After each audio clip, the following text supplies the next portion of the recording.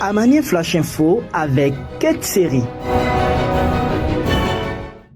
Il est 18h à Abidjan, vous suivez le flash d'information sur Poyo Web Radio. 2000 francs CFA, c'est l'amende imposée aux piétons comme pénalité après une infraction à la circulation. Selon le directeur général d'Ozer, Kwaku Etienne, la route n'est pas une zone de non-droit et chaque individu a sa part de responsabilité. Cependant, ces sanctions pour les piétons seront mises en œuvre en considération de diverses infractions à la circulation qui seront enregistrées. Il est important de noter que le passage de la route sans utiliser un passage pour piétons désigné, ignorer les feux de circulation ou marcher au milieu de la route lorsqu'un trottoir est disponible n'est pas autorisé. Toutes les infractions sont énumérées dans le décret numéro 2016-864 du 3 novembre 2016 qui régisse l'utilisation des routes ouvertes à la circulation publique.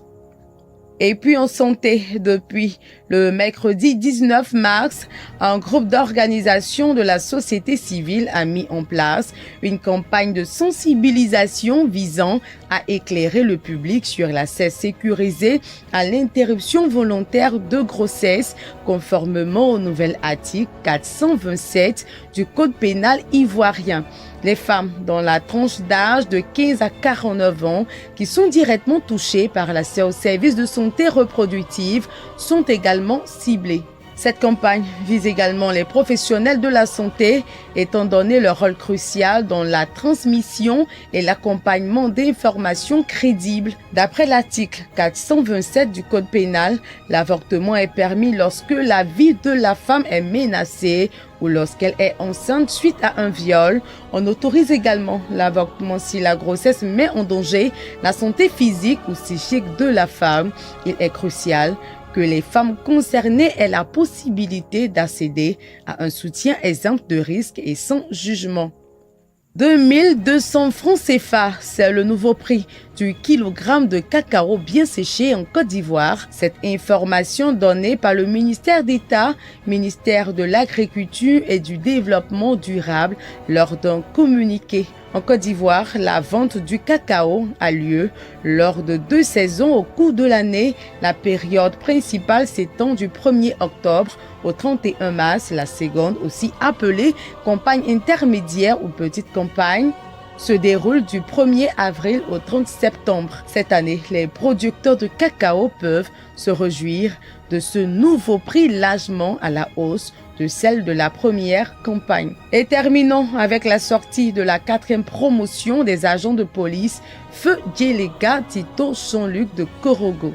Vertu de leur nouveau uniforme, les étudiants de la 4e promotion Feu Djelega Tito Jean-Luc ont prêté serment de servir la République avec loyauté, discipline et honneur. Pendant une période de 16 mois, ces jeunes hommes et femmes ont suivi une formation rigoureuse dans cette école qui est finalement devenue un centre stratégique de formation de sécurité en Côte d'Ivoire.